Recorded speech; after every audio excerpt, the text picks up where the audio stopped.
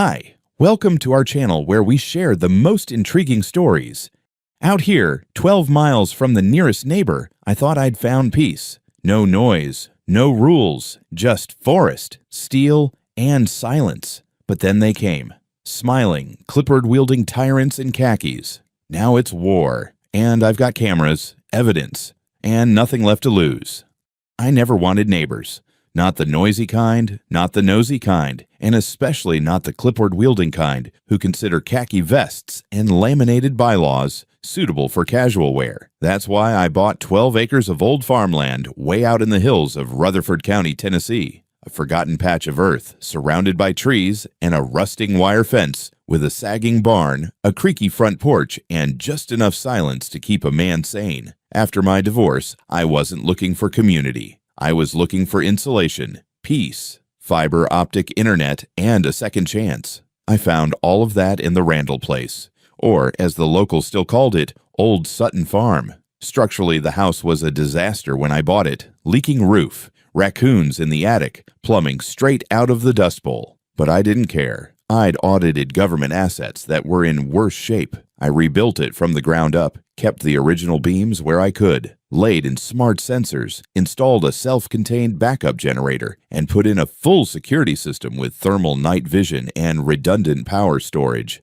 I don't half-ass things, especially not when I'm the one who has to live with the result. My nearest neighbors, if you could call them that, were over a quarter-mile away, residents of a shiny new development called Stone Point Estates. Their red brick driveways, synchronized lawn sprinklers, and 8-foot privacy fences were visible only from the top of my south ridge. Their signs read, "A master-planned community." Every time I drove past the entrance, I swore the brick columns judged my dusty old Tacoma like it wasn't HOA compliant. The first month, everything was fine. I cut brush, poured concrete footers, restored the barn, and even got a few chickens. No drama. That is, until the welcome wagon rolled in.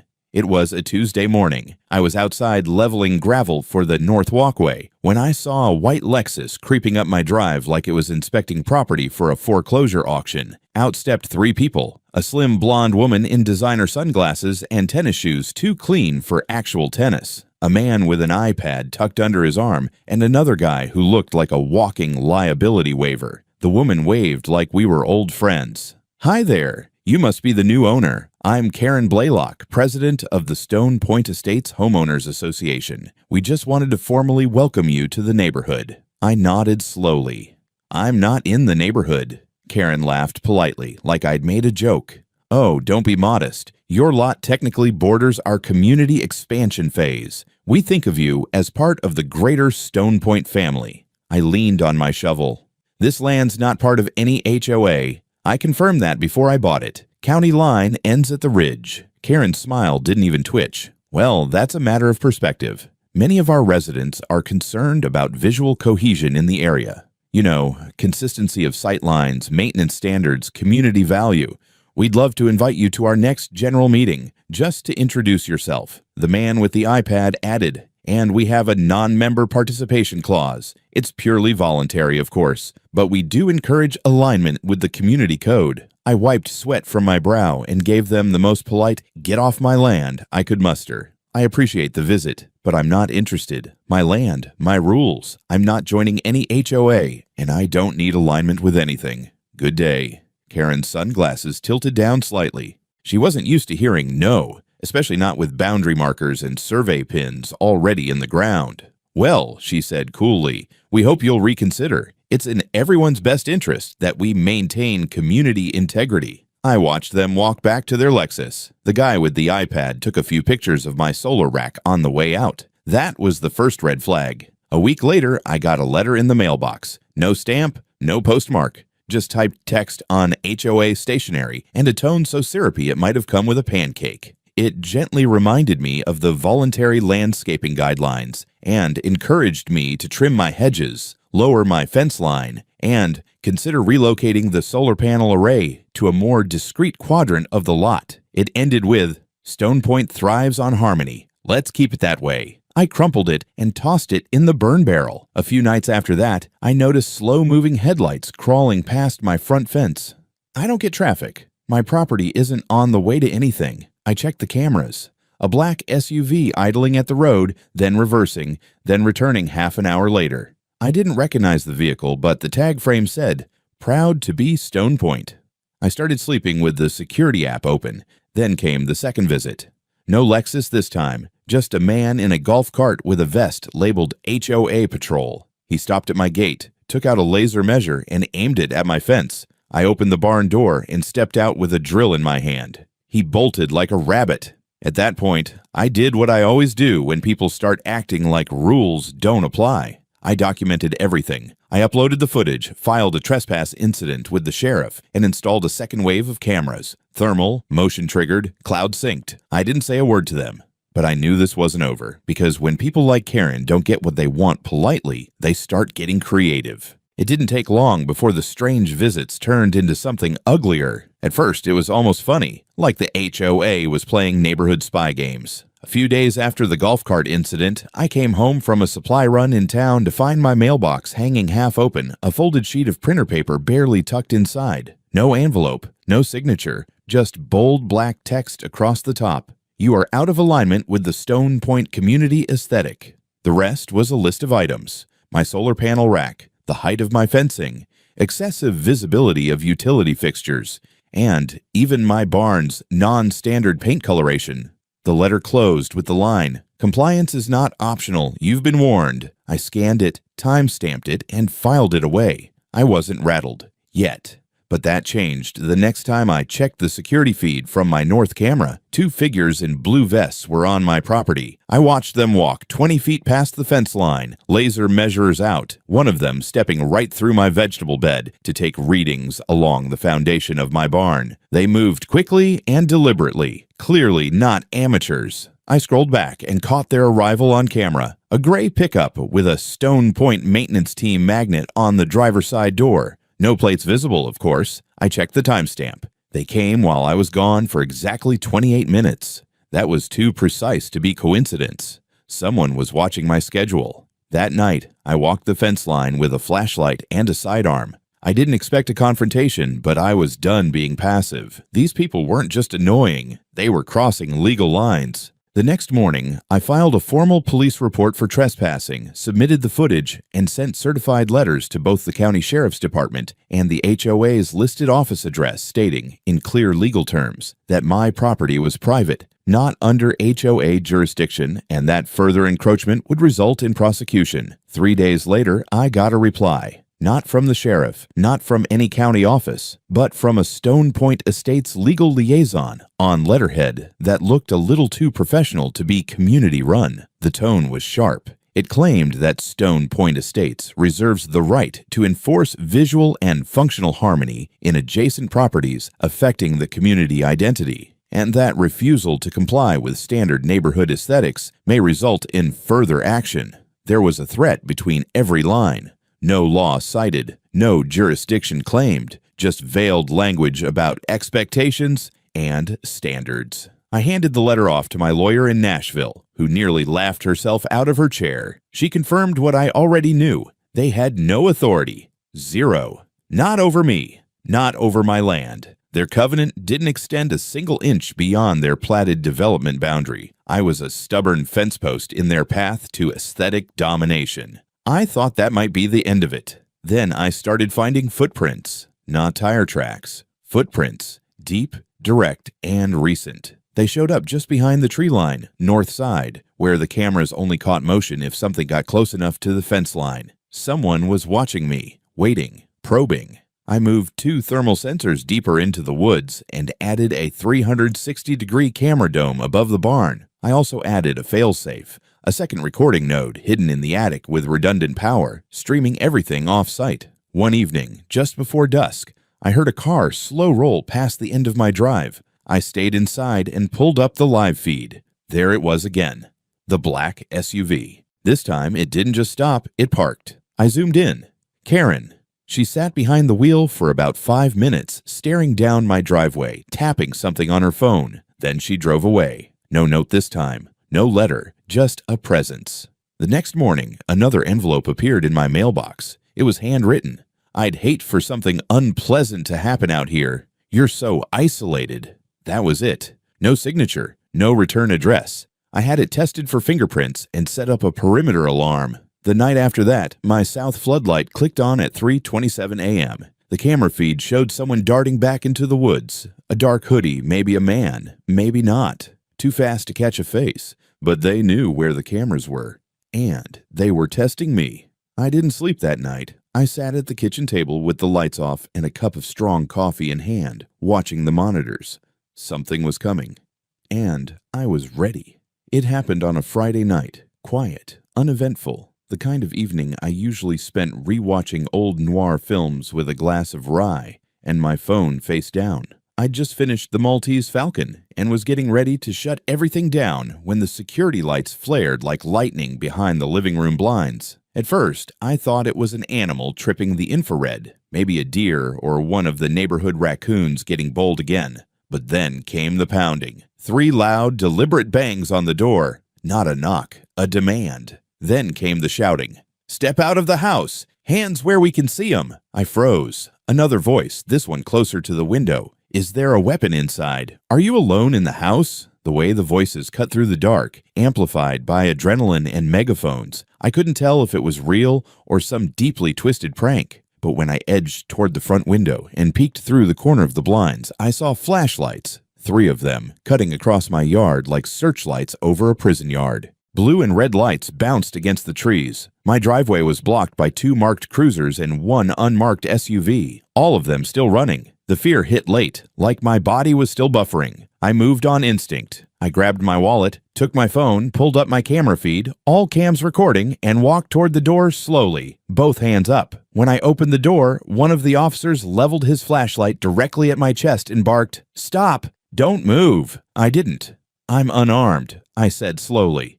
"My name's Tim Randall. This is my property. I live here alone." The beam dipped slightly, but no one lowered their stance. Another officer stepped up with a hand hovering near his holster. "Sir, we received a 911 call reporting possible domestic violence and threats with a firearm from this residence. Screaming, banging, something about a hostage." I blinked. "That's a lie. Are you saying there are no other individuals inside?" "There never were. I've been watching a movie alone for the last 2 hours. You're welcome to review the footage from my security system, but unless you have a warrant, you're not coming inside." One of the cops shot a glance at the others. They weren't expecting that. My calmness, my clarity. "Do you have identification?" I handed over my license and, for good measure, my federal auditor's ID from my old job, expired but real. That one always carried a little weight, even now. They huddled under one of the cruiser's lights, whispering just out of earshot. I stepped back from the porch and waited, arms crossed. Finally, the tallest one returned, face tight. "Mr. Randall, we're going to file a welfare check response. Since no threat was found and you've refused entry, we'll be noting that you were uncooperative and showed signs of evasiveness." I laughed once, short and sharp. "You just stormed my land on a false tip and I asked for a warrant. That's not evasive. That's constitutional." He didn't like that. None of them did.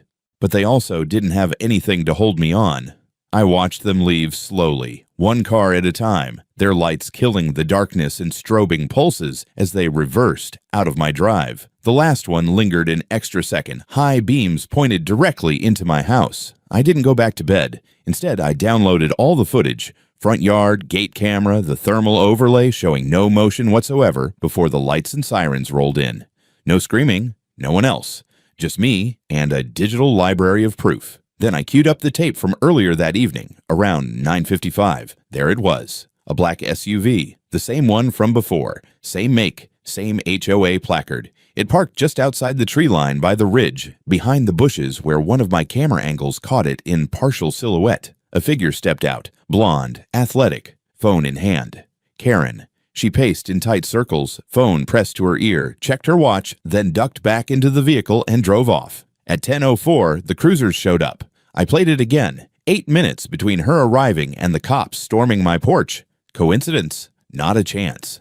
By sunrise, I'd filed a formal complaint with the county sheriff's department. I attached still frames, time codes, GPS data from my cameras, and a notarized affidavit stating I was home alone, no guests, and that there were no grounds for the call. I emailed the entire package to the sheriff's internal review board, CCing the district attorney's office for good measure. No one responded that day, or the next. Instead, the HOA mailbox I passed on my way into town had a new poster on the bulletin board. Community safety is everyone's responsibility. If you see something, say something. And someone had spray painted a small message beneath it in red ink. Uncooperative neighbors are dangerous. I didn't write it, but I sure as hell felt like it was meant for me. I thought they'd back off after that night. I thought the complaint I filed, with video, timestamps, GPS logs, and Karen's perfectly coiffed little silhouette caught on camera just minutes before the raid, would at least buy me silence. But this wasn't about facts. It was about pressure. And the next move was anything but subtle. It happened a week later, Thursday night. I'd finally started sleeping again, maybe 3 or 4 hours at a time. The lights outside hadn't gone off in days, and the cameras were backed up to multiple cloud drives. Every alert, every movement, every raccoon that sneezed near the barn was cataloged and time-stamped. That night, at 2:14 in the morning, my phone buzzed. Motion detected, east tree line. I sat up, tapped the screen, and froze. 2 police cruisers. No lights, no sirens, just slow rolling, like they were out for a quiet midnight stroll on federal property. They pulled up silently, their engines low, headlights off. One parked just inside the main gate. The other crept down the gravel path toward the barn, bouncing slightly on the uneven terrain. I watched through my bedroom monitor as 6 officers stepped out. 6, not 3 like last time, and began scanning the property with flashlights. One of them had a thermal monocular. They didn't knock. They didn't call out. They just moved, coordinated, fanned out across my land like they were clearing a drug house or hunting a fugitive. I checked my backup drive, recording. Then I hit the voice system. "Attention," I said clearly through the perimeter speakers. "This is private property outside the jurisdiction of Stone Point Estates or any associated HOA. You are being recorded on multiple high-resolution video systems, and any unlawful entry will result in legal action."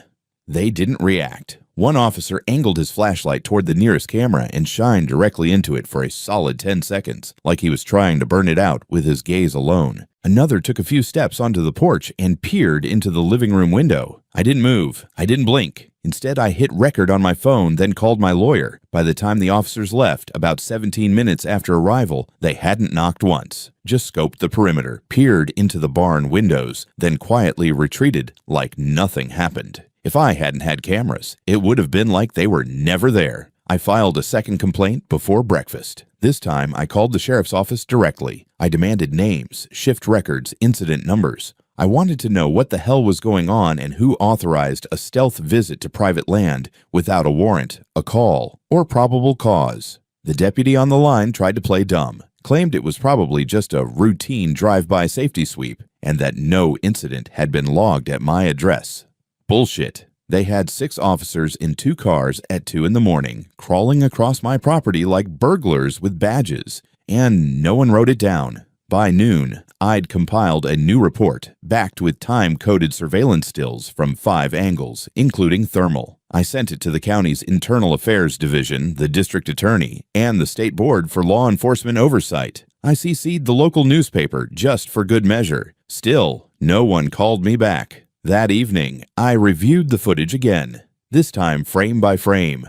I caught a flash of something odd, one of the officers near the tree line, tossing something into the brush. I hiked out the next morning with gloves and a trash bag. After 15 minutes of searching, I found it, a motion sensor wildlife camera. Cheap, retail shelf model, duct taped to a tree. It wasn't mine. It hadn't been there the day before. I took it apart in my workshop. Inside was a micro SD card, standard format. I slotted it into my reader and opened the files. All of them were blank, except the last one. A 5-second clip of me stepping onto my porch during the previous police raid. Arms raised, floodlights blinding me. Someone had placed this camera on my land to monitor my responses. Either HOA goons, or worse, someone with a badge. I didn't bother filing another complaint. I called Marcus. Marcus Fields was my old colleague from the Federal Asset Oversight Office. He'd gone stateside after our division got folded, now working as a compliance liaison between the State Auditor's Bureau and the DA's office. Smart, careful, and too paranoid to trust anyone. My kind of guy.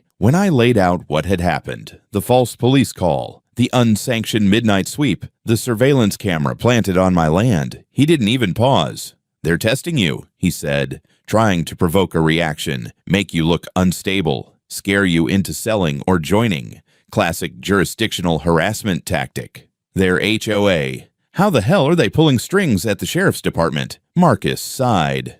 You ever heard of sponsored patrol contracts? Barely. They're legal. Kinda.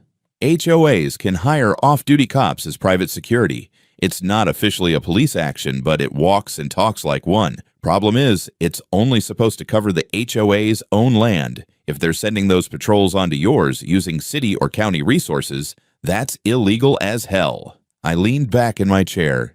Can you help me prove it? He didn't even hesitate. I'll get started, but you better buckle up. If they've got cops on the take, this goes way past local HOA drama. You're about to step on some high-level toes. Good, because I was tired of waiting for justice to show up.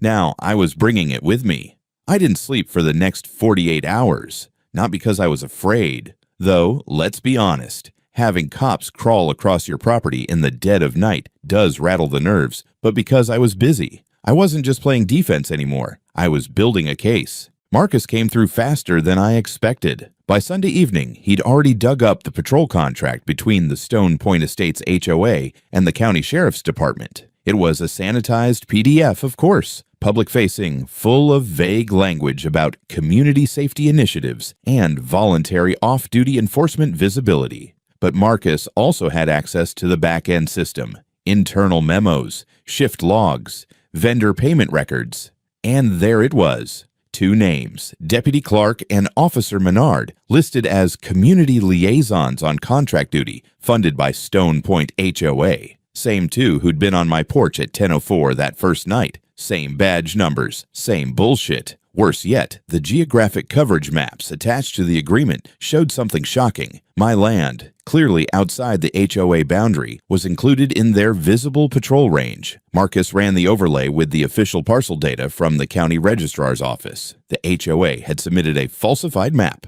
That was no clerical error. That was criminal misrepresentation. Marcus flagged the document and added a note to his internal case file. He suggested I back up everything to an encrypted external drive and store it off-site. I took his advice, made 3 copies, and mailed one to my cousin in Utah, an old game warden with a cabin and a gun collection the size of a state arsenal, just in case. I also sent a notarized statement and full footage archive to a civil rights attorney in Nashville. Her name was Valerie Greer, former state AG litigator turned private practice bulldog. I didn't know her, but Marcus vouched for her, and when I gave her the short version over the phone, she replied with exactly the kind of words I needed to hear. Oh, honey, they picked the wrong introvert. Meanwhile, the HOA wasn't sitting idle either. On Tuesday morning, I received a certified letter delivered by courier. Inside was a cease and desist from the Stone Point HOA Legal Committee, accusing me of creating a threatening atmosphere that endangers the peace and well-being of the surrounding community.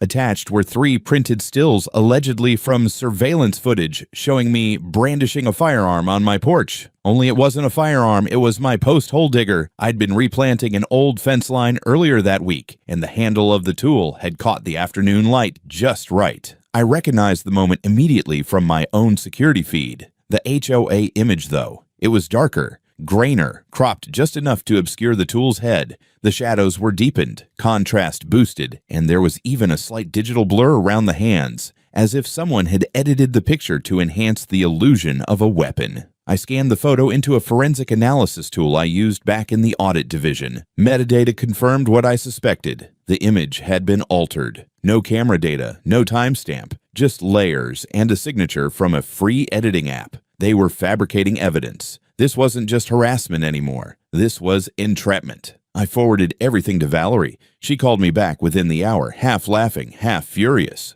This isn't just a civil issue anymore. This is potential felony conduct, filing false police reports, falsifying evidence, conspiracy to intimidate.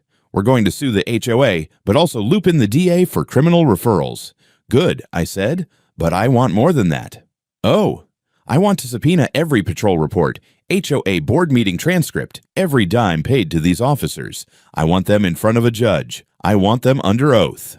There was a pause. Then she said, "You're speaking my language."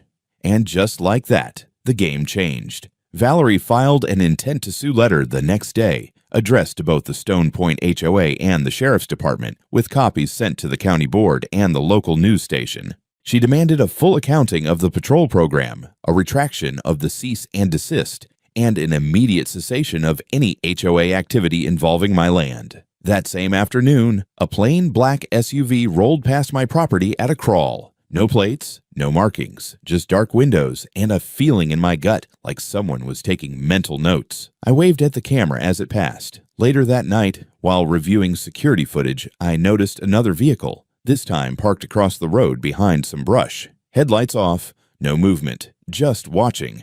I sent the images to Valerie. "This is retaliation," she said, "and now we can prove it." She prepared an emergency injunction filing to block any further surveillance or unauthorized contact. Meanwhile, Marcus pushed the internal abuse complaint through the state auditor's office, citing misuse of public personnel and deliberate jurisdictional overreach. I was surrounded by predators, but for once I wasn't alone in the woods. This time, I had a hunting party. When the injunction came through on Friday, I finally exhaled. It was temporary, just a 30-day emergency block, but it meant no HOA member, no affiliated security contractor, and no off-duty cop paid by Stone Point could come within 500 feet of my property without risking contempt of court. Valerie moved fast. She wasn't bluffing.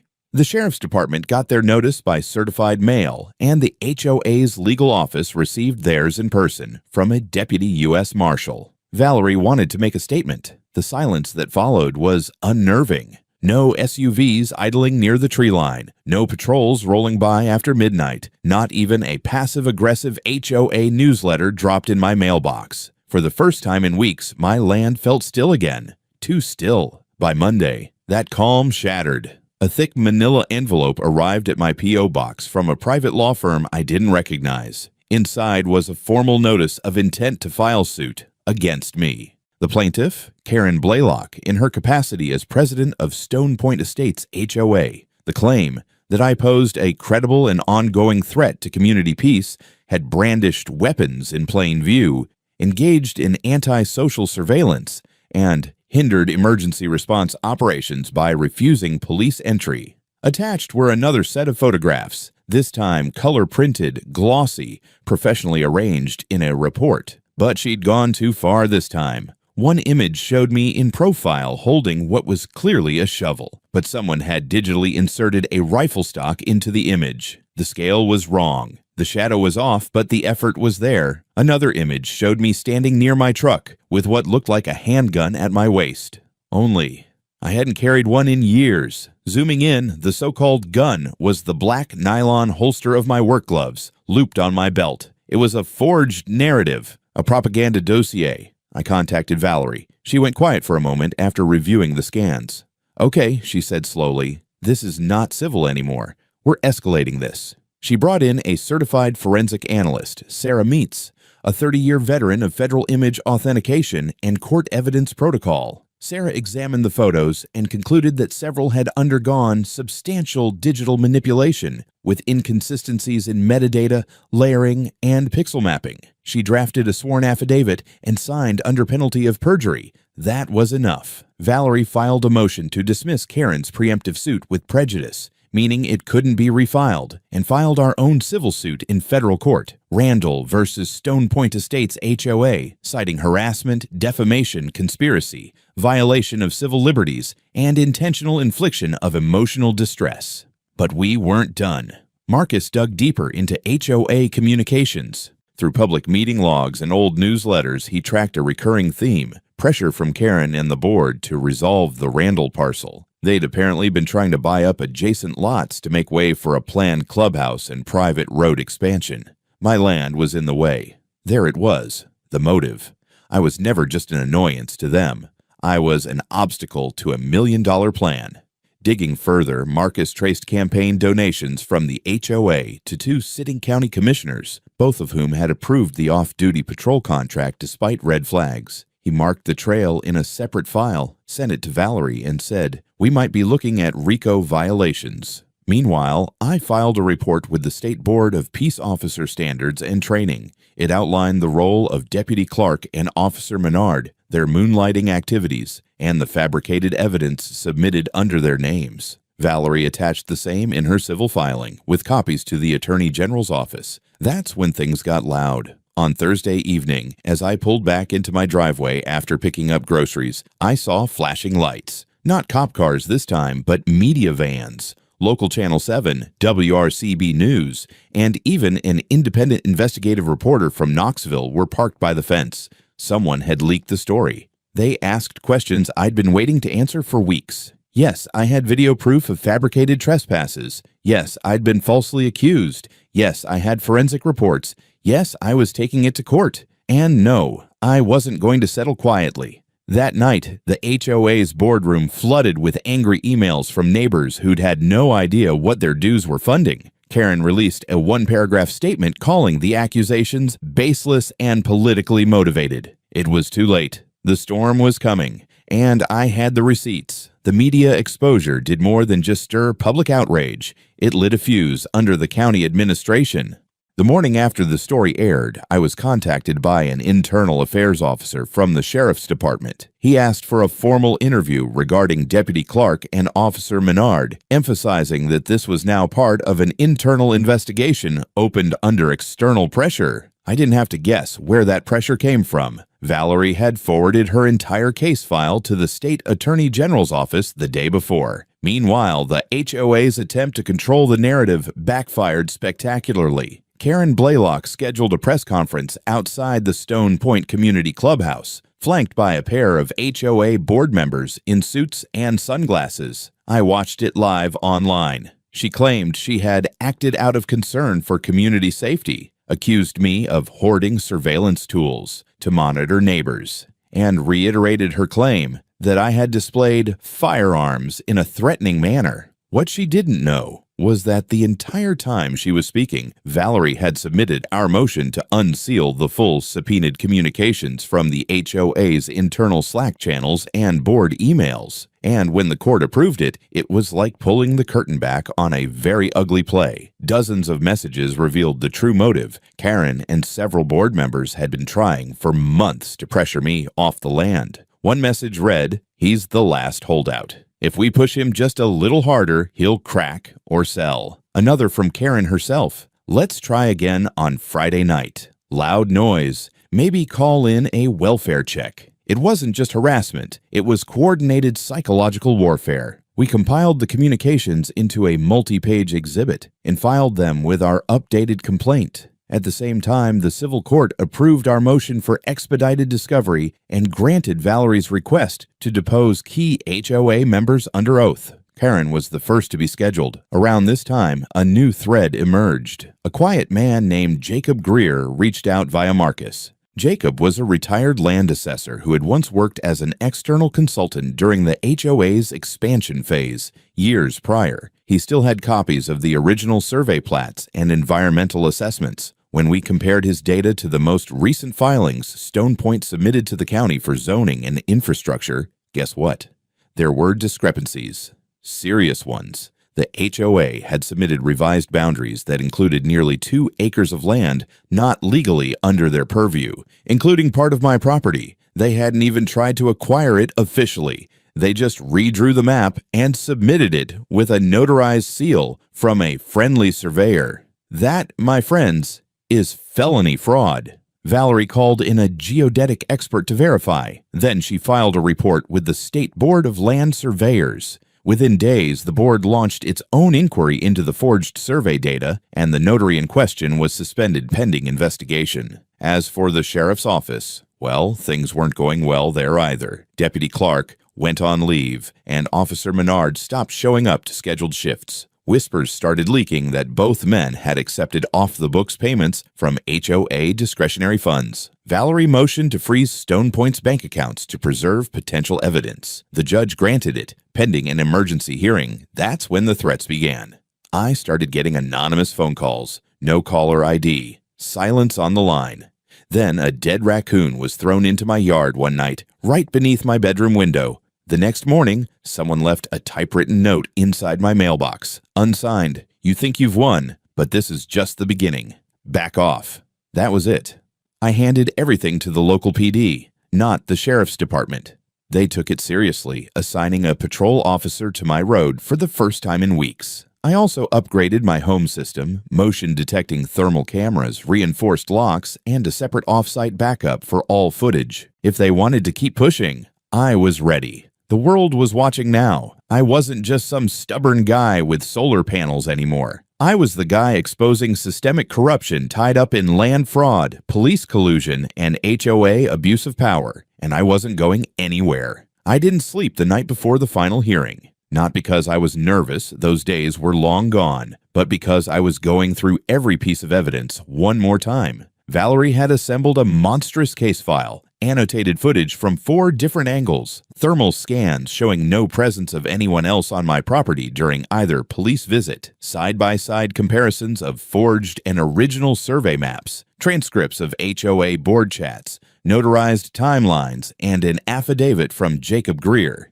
Every page was a nail in their coffin. Court opened at 9 sharp. The room was packed. Journalists, residents from Stone Point, even a few of my own neighbors who had quietly supported me. Karen sat at the defense table, jaw clenched so tight I could see her cheek twitch from across the aisle. Her attorney looked like he hadn't slept either, but for very different reasons. The judge was no nonsense, a lean man in his 60s with a reputation for hating liars and loving paper trails. Valerie opened our side with a clear, methodical presentation of the timeline. The initial harassment, the illegal patrols, the forged boundary maps, the calls to police, the media fallout, and, most damning, the digital proof of intent to displace me. She didn't waste a word. Karen's defense tried to pivot, claimed it was all a misunderstanding, that the calls to police were made out of concern, and the forged maps were the result of clerical error by an outside contractor. But then the judge asked the magic question. If it was a mistake, why did your president write, "Let's try again Friday night"? Loud noise, maybe call a welfare check. Silence. Then came the hammer. The Deputy Attorney General, who had joined the case as an observer, stood and submitted a parallel complaint. The HOA had knowingly misused public police resources for private enforcement, falsified land documents, and bribed sworn officers. The criminal investigation was no longer speculative. It was now active, and arrest warrants were issued for Karen Blaylock, 2 other HOA board members, Deputy Clark, and Officer Menard. Karen stood up and screamed, "This is a witch hunt. He lives like a freak out there, recording everyone, spying on us. He doesn't belong in our community." The judge didn't flinch. He simply nodded to the bailiff.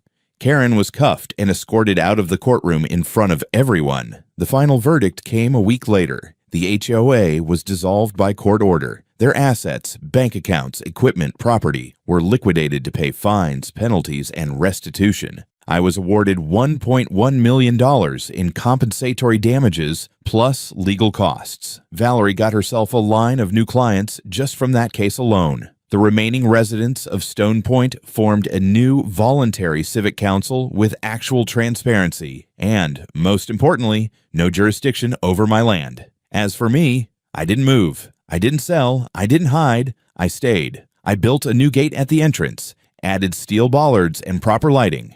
Right beside it, I installed a sign etched in anodized aluminum, "Private property, not part of any HO. All incidents recorded. Trespassers will be questioned on camera." But I didn't stop there. Using part of the settlement, I founded a nonprofit called Home Safe. Its mission: offer legal and technical support to landowners being harassed, bullied, or manipulated by overreaching HOAs or corrupt private governance. We offer resources, referrals, even remote surveillance consultations. We're small for now, but growing. Turns out I wasn't alone. There were others, dozens, then hundreds, reaching out, asking how they could fight back too. So I helped them. And every time I pass that gate on my way home, I remember how far they pushed me and how much further I pushed back.